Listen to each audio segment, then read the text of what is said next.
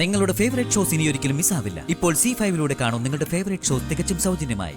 നീ പോവാണോ? അപ്പൊ നീ വന്ദനയുടെ പെണ്ണുകാണൽ ചടങ്ങിൽ നിൽക്കുന്നില്ലേ? ഓ, പെണ്ണുകാണൽ ചടങ്ങൊക്കെ ഒരു വഴിക്കങ്ങ് നടക്കുന്നേ. എന്റെ ജോലി അങ്ങനെയൊന്നും മാറ്റിവെക്കാൻ പറ്റില്ല. ഏട്ടനെ പോലെ ആപ്പ ഗുമസ്തപ്പണിയൊന്നും അല്ല. ലക്ഷങ്ങൾ മുടക്കി റിസ്ക് എടുത്ത് ചെയ്യുന്ന ബിസിനസ്സാണ്. മോള് വിഷമിക്കാതെ. മോൾക്ക് ഇഷ്ടമല്ലെങ്കിൽ വന്ദനമ്മയെ കല്യാണത്തിന് സമ്മതിക്കില്ല.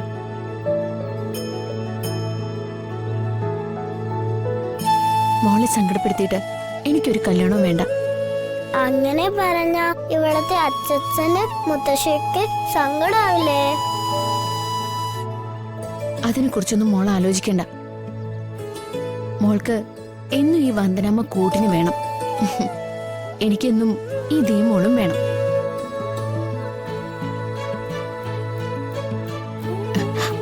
അതുകൊണ്ട് ഈ അമ്മക്കിളി പറന്നു പോകും എന്നൊന്നും ഈ കുഞ്ഞിക്കിളി ചിന്തിക്കണ്ട കേട്ടോ. എന്നാ എന്റെ കുഞ്ഞിക്കിളി വാ. വാ.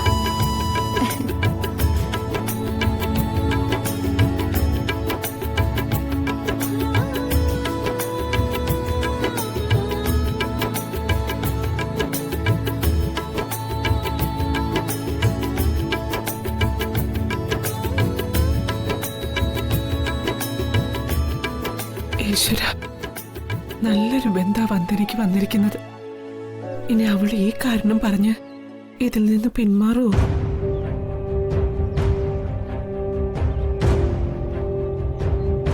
അമ്മേ,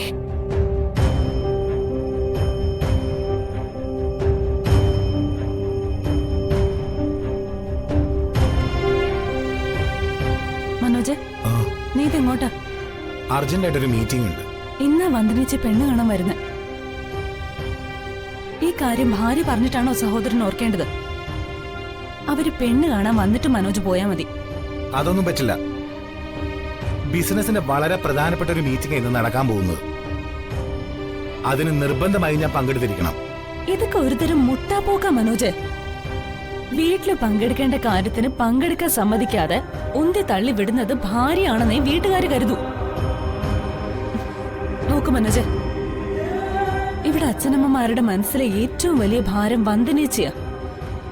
ഞാൻ മനസ്സിലാക്കിയെടുത്തോളം ഇപ്പൊ വന്ന ബന്ധം വന്ദനേച്ചിക്ക് എല്ലാം കൊണ്ടും യോജിച്ചതാ. തടസ്സങ്ങളൊന്നും ഇല്ലാതെ ഈ ബന്ധം നടക്കണം. അതിനു വേണ്ട എല്ലാ കാര്യങ്ങളിലും നീ സഹകരിച്ച് നിന്നേ പറ്റൂ. അമ്മ തന്ന ലക്ഷങ്ങൾ കൊണ്ടാ നീ ബിസിനസ് തുടങ്ങിയത്. അക്കാര്യമെങ്കിലും നീ ഓർക്കണം. അത് ഓർക്കുന്നോണ്ടാ എനിക്കിന്നിവിടെ നിൽക്കാൻ പറ്റാത്തത്. അമ്മ തന്ന പണം പലിശ സഹിതം മടക്കി കൊടുക്കണം. അത് ചെയ്യാതെ മനസമാധാനത്തോടെ ഇവിടെ കഴിയാൻ പറ്റുമെന്ന് നിനക്ക് തോന്നുന്നുണ്ടോ? ബിസിനസ് റണ്ണിംഗ് കണ്ടീഷനിലെത്തി വരുമാനം ഉണ്ടായാലേ പണം മടക്കി കൊടുക്കാൻ പറ്റുള്ളൂ. അങ്ങനെ വരുമാനം ഉണ്ടാകാൻ പോകുന്ന നിർണായകമായൊരു മീറ്റിംഗാ ഇന്ന് നടക്കാൻ പോകുന്നത്. അതിൽ എന്റെ പ്രസൻസ് ഒഴിവാക്കാൻ പറ്റുന്നതല്ല. മനസ്സിലായോ? ഞാൻ പറയുന്നത് നീ ഒന്നും പറയണ്ട. പെണ്ണ് കാണൽ ചടങ്ങിന് പെണ്ണിന്റെ സഹോദരൻ ഇല്ലാന്നങ്ങ് പറയുമായിരിക്കും. അത് ഞാൻ അങ്ങ് സഹിച്ചു.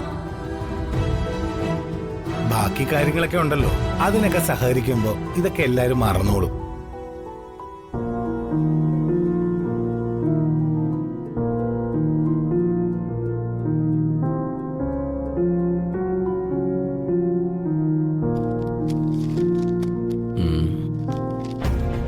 സുയിത്രേ, സുയിത്രേ,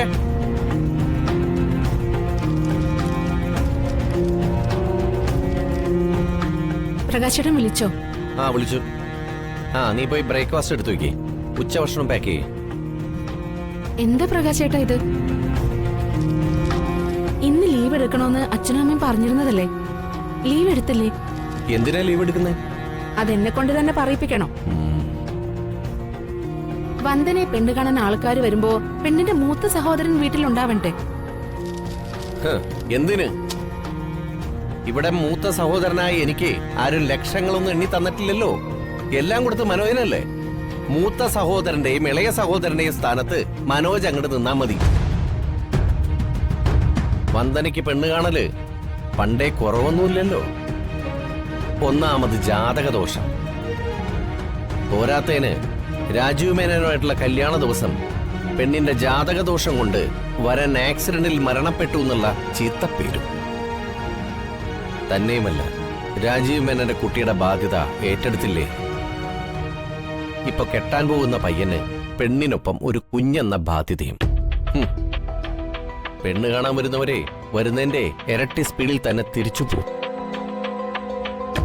പിന്നെന്തിനാടി നടക്കാത്ത കാര്യത്തിന് വേണ്ടി മെനക്കെട്ട് ഞാൻ എന്റെ സമയം കളയുന്നത്?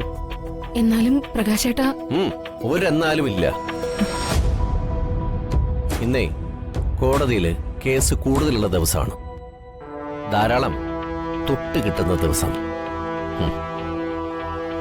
അതെല്ലാം കളഞ്ഞ് ഞാനിവിടെ നിന്നാലേ ഞാൻ കണക്കൂട്ടി വെച്ചിരിക്കുന്ന പല കാര്യങ്ങളും തീരും. നീ പോയി ഫുഡ് പാക്ക് ചെയ്ത് വെക്കേണ്ട പോരെ. ചെല്ലു.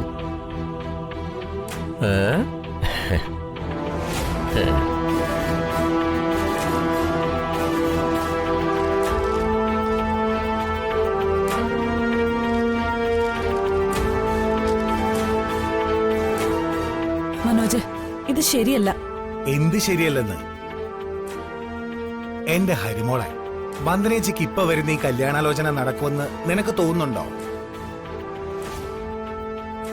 അപ്പോ നടക്കാത്ത കല്യാണത്തിന് സമയം പാഴാക്കുന്നത് ബുദ്ധിമോശമല്ലേ? ദേ, ഒരു ബിസിനസ്സുകാരനെ സംബന്ധിച്ചിടത്തോളം സമയമാണ് ഏറ്റവും പ്രധാനം. സമയം പാഴാക്കിയ പിന്നീട് ഒരിക്കലും അത് തിരികെ വരില്ല. അതുപോലെയാണോ വന്ദനേച്ചിയുടെ കാര്യം? വന്ദനേച്ചിക്ക് എന്താ കൊമ്പുണ്ടോ? വന്ദനേച്ചിക്ക് ഇനിയും നിറയെ കല്യാണാലോചനകൾ വരികയും ചെയ്യും, അതൊക്കെ മുടങ്ങുകയും ചെയ്യും. അച്ഛൻ മുമ്പ് ജോത്സ്യരെ കണ്ട് പലതവണ കബഡി നടത്തിച്ച് നോക്കിയതാ. വന്ദനേച്ചിയുടെ ജാതകത്തില് വിവാഹ ഭാഗ്യമില്ല. ഇനി അഥവാ അതിന് മുതിർന്നാലും കെട്ടുന്നയാള് അല്ലെങ്കിൽ കെട്ടാൻ പോകുന്നയാള് മരിച്ചിരിക്കും. നിനക്കറിയാലോ, മുമ്പ് കല്യാണത്തിന്റെ വക്കോളം എത്തിയതല്ലേ? 2 മണിക്കൂറുടെ കഴിഞ്ഞിരുന്നെങ്കിൽ കല്യാണം. പക്ഷെ എന്താ സംഭവിച്ചത്? മരണം ആ രാജീവിനെ കാർന്നു തിന്നില്ലേ? ഇപ്പൊ വരാൻ പോകുന്ന കല്യാണാലോചനയും നടക്കില്ല. അവര് വരുമെന്ന് കരുതി ഞാൻ ഇവിടെ നിന്നാലേ ബിസിനസിനായി ഞാൻ മുടക്കിയ പണം മുഴുവൻ പാഴായി പോകും. എനിക്കിപ്പോ വലുത് എന്റെ ബിസിനസ്സാ, ബിസിനസ്. ഇനി അഥവാ കല്യാണാലോചന വന്നാലും നിങ്ങൾ എല്ലാരും കൂടെ ചേർന്നങ്ങ് ഫിക്സ് ചെയ്യേ. പാവ ആ പയ്യൻ, അവന്റെ വിധി മരണമായിരിക്കും. മരണം. അതൊക്കെ പോട്ടെ, ഞാൻ പോയിട്ട് വരാം. കേട്ടോ?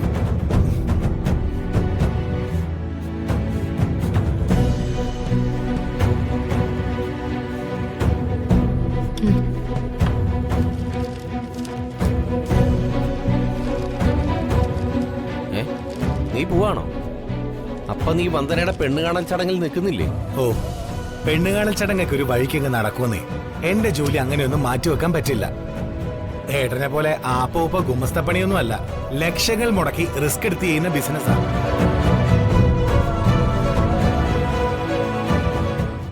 ഡൗൺലോഡ് ചെയ്യൂ C5 ആപ്പ്. കാണൂ എല്ലാ എപ്പിസോഡുകളും സൗജന്യമായി.